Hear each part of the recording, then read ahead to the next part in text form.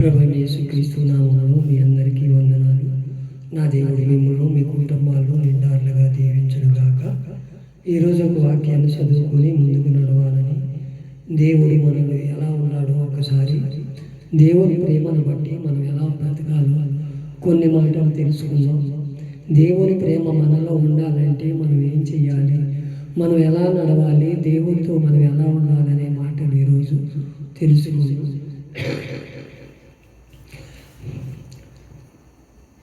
Timothy మొదటి రాసిన పత్రిక 4వ అధ్యాయం 12వ వచనం నేను చదువుతున్నాను. అందరూ కూడా బైబిల్ ఉంటే తీసి చదవండి, లేకపోతే వినుటకు ఇష్టపడండి.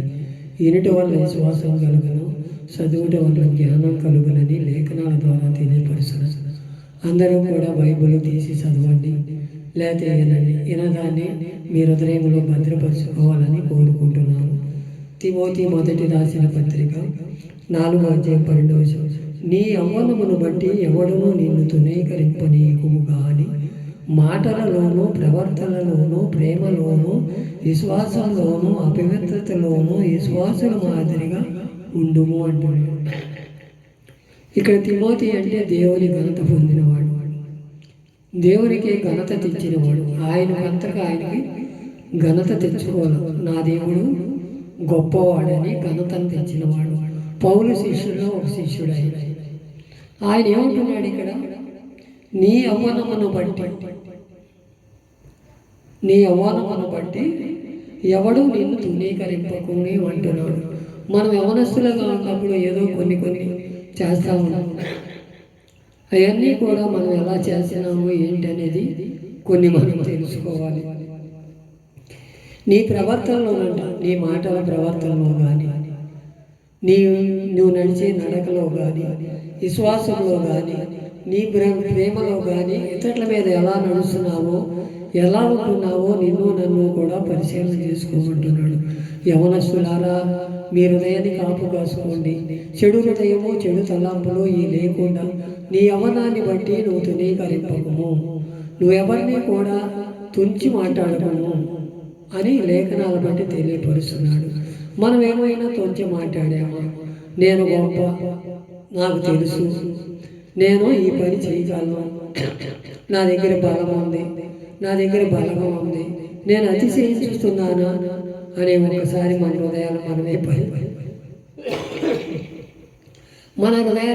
పరిశీలన చేసుకోవాలి. రాత్రికాల సమయం దేవుడు నీతో నాతో మాట్లాడుతున్న ఎవడు నీ యవ్వనమును బట్టి ఎవడో తునీకరించు, సరైన సమాధానం మాట్లాడు, వచ్చిన వారితో ఆప్యాయతగా పలకరించు, నువ్వు సరిచేసుకో. నీ ఎవరు కూడా ఎదురుగా ఉండకూడదని దేవుడు కోరుకుంటున్నాడు. నీలో అయోగ్యత ఉందా, యవ్వనురాలా, నీ హృదయాన్ని నువ్వు పదిలపరుచుకో. చెడు ఆలోచనలు, చెడు సాంగత్యాలు, చెడు సావాసాలు మానేయమంటున్నాడు. మనం తెల్లారి లేస్తే ఏ సావాసం చేస్తున్నాము, ఎవరితో నడుస్తున్నాము, ఏ ఫోన్ తీసుకుంటే ఎవరితో మాట్లాడుతున్నాము, అదే ఆ ఆలోచనలో మనం ఉండాలి. మన మాటలు కాదు, దేవుని మాటలు అయి ఉండాలి. దేవునిలోకి మనం ఇతరులు నడిపించే వారంగా ఉండాలి. వాళ్ళు మనం మాదిరికరంగా సూచించాలని దేవుడు కోరుకుంటున్నాడు. నీలో ఆ విశ్వాసం ఉందా, నీలో ఆ పవిత్రత ఉందా, నీలో ఏముందో ఒకసారి నీ హృదయాన్ని నువ్వే పరిశీలన చేసుకో. నేను అపవిత్రమైన మాటలు మాట్లాడుతున్నాను, నేను దేవునిలోకి ఎవరినైనా నడిపించగలుగుతున్నాను, ఒకసారి నిన్ను నేను పరిశీలన చేసుకుని ముందుకు నడవాలని కోరుకున్నాను. ఏబు గ్రంథము 5వ అధ్యాయము 21, 22 కూడా అంటున్నాడు, నీ నోటి మాటల చేత కలుగు నొప్పి నీకు తగులకుండా ఆయన నిన్ను సాటు చేయను. ప్రళయమును వచ్చునను నువ్వు దానికి భయపడవు. పొలములోనూ రాళ్లతోనూ నిబంధన చేసుకున్నందుకు అడవి ముగులము నీతో సమ్మతిగా ఉండు అంటున్నాడు. ఎప్పుడు నీ ప్రవర్తన మారినప్పుడు, నీవు దేవునితో నడిచినప్పుడు, యవనమును బట్టే యవనుడా నీ హృదయాన్ని నువ్వు పరిశీలన చేసుకో. నువ్వు ఈ పొలంలోకి వెళ్ళినా, చేలోకి వెళ్ళినా, కాలేజీకి వెళ్ళినా నీ ప్రవర్తన ఎలా ఉంది? నేను అన్నీ నాకే తెలుసు అనుకుంటున్నాను, నేను ఎవరితో మాట్లాడితే వాళ్ళందరూ నాకిందే ఉండాలనుకుంటున్నాను. ఒకసారి మన హృదయాన్ని మనమే పరిశీలన చేసుకోవాలి. ఈ రాత్రికాల సమయంలో మేలైన తీర్మానం చేసుకోవాలి. నీ నోటి మాటల చేత కలుగు నొప్పి అంట. ఎవరినైనా అసభ్యకరంగా మాట్లాడాము, అసూయిగా మాట్లాడాము, నీ నొప్పి తగలకూడదంటాడు. ప్రేమ కలిగి మాట్లాడు, యథార్థంగా మాట్లాడు, నీతిని అనుసరించి నడవమంటున్నాడే దేవుడు. నీలో ఆ యథార్థత ఉందా? రేపు ఇవాళ మొక్కైనది వంగంది, రేపు మోనైంది వంగదు కదా. మన మాటల్లోనూ మన ప్రవర్తనలోనూ ఎదట వాళ్ళ గురించి మనం చెడుగా అనుకోకూడదు. మన ఎదురేదో పొగుడుతారు, మన ఎదురు ఏదో అన్నీ బాగానే ఉన్నాయి, అబ్బో ఈ అబ్బాయా ఈ అమ్మాయా ఎత్తిన తల ఎంతదో దించిన తల ఎత్తకుండా వెళ్తాడు, ఇతను ఒకరి జోలికి వెళ్ళడని మన ఎదురు అంటారు. తర్వాత మన వెనకాల అమ్మో ఈడు అహంకారంగా ఉన్నాడు, ఈడు తోలితేనా బండి, ఇది మాట్లాడితేనా, ఈ మాటలే వస్తాయి మనకి వెనకాల. వీడు మాట్లాడే మాటలన్నీ మూర్ఖపు మాటలు మాట్లాడతాడు. ఇది మాట్లాడితే నోరు తిరుగుతుంది, నోరంతా కంపే అని అనిపించుకోగలుగుతున్నాము. ఒకసారి మన హృదయాలు మనమే పరిశీలన చేసుకోవాలి. నీ పవిత్రతలోనూ నీ ప్రేమలను సాటుకోమంటున్నాడే. మనకు ఆ హృదయం ఉన్నదా? మన ప్రవర్తన ఎలా ఉందో ఒకసారి మన హృదయాలు ఆయన అంటున్నాడు, నీ నోటి మాటల చేత నొప్పి కలుగు కన్నా అంటున్నాడు. మన నోటి మాటలతో ఆప్యాయతంగా పలకరిద్దాం. మన ఇంటికి వచ్చిన వారికి ఆతిథ్యం మంచి మాటలతో వారిని మేలైన మార్గంలో నడిపిద్దాం. దేవుని ఎదుట నడిపించాలని దేవుని సేవకుడుగా కోరుకుంటున్నాను. అందరూ కూడా మేలైన మార్గంలో నడవాలి. ఆయన ఉచితంగా ఇచ్చిన ఉచితంగా పొందుకోవాలి. జీవ మార్గంలో నడవండి అని అంటున్నాడే తప్ప మనల్ని ఎక్కడా కూడా చెడు యతనాలకు బానిసలు అవ్వండి, చెడు సాంగత్యానికి దూరంగా ఉండమని మనల్ని ఎప్పుడూ కూడా మనం దేవుడు లేఖనాలు బట్టి తెలియపరుస్తాడు. బైబిల్ చదివితున్నామంటే మనం దాన్ని గ్రహింపు చేసుకోవాలి. మనం చదివేసాం నేనేదో గొప్పవాడిని అనుకుంటాం కాదు కదా.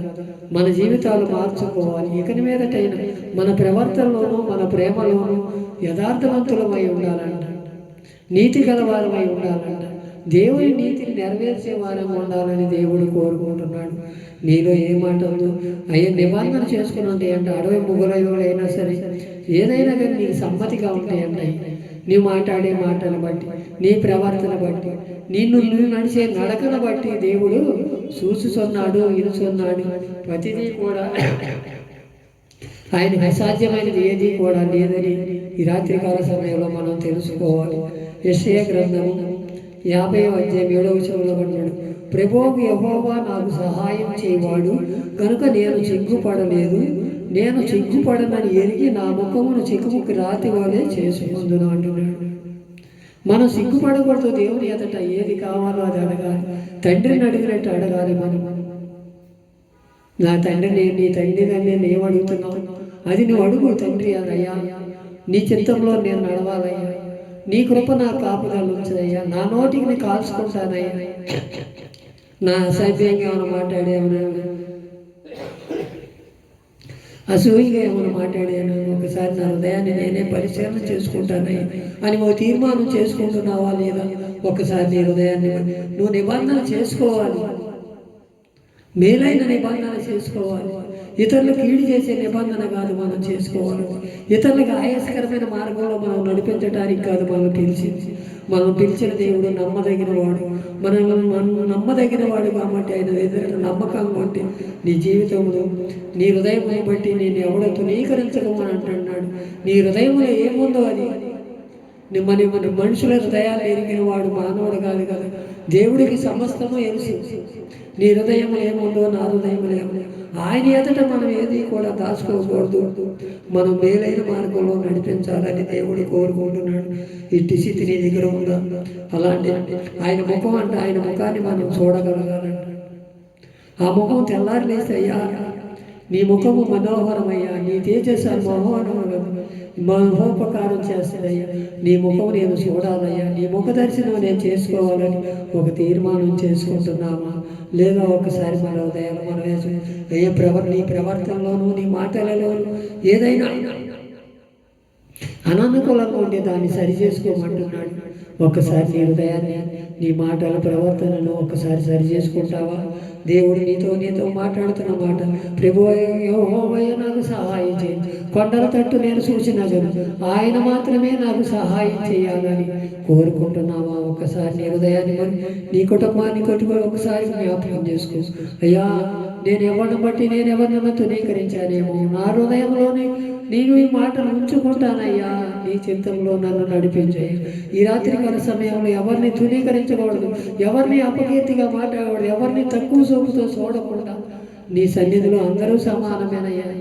లోకంలో ఉన్నదంతయు కూడా మీరు లోకాశిలో లోక తలంపుల్లో మేము పడకాలి, నీ చిత్తంలో నన్ను నడిపించయ్యా. అయ్యా నీ వాళ్ళమైనది వంగదయ్యా, రేపు మొక్కైనది వంగది, ఆ మొక్కలోనే నన్ను సరిచేసు. యవనమును బట్టి ఎవడో నన్ను తునీకరించను. యవన కాలమందు నరుడు కాడి పోయిన నాకు ఎంతో ఇష్టపడుతున్నాను. నీ కాడి మోసే కృపను నాకు దయచేయ. నేను సిగ్గుపడనయ్యా, నేను సిగ్గుపడనయ్యా.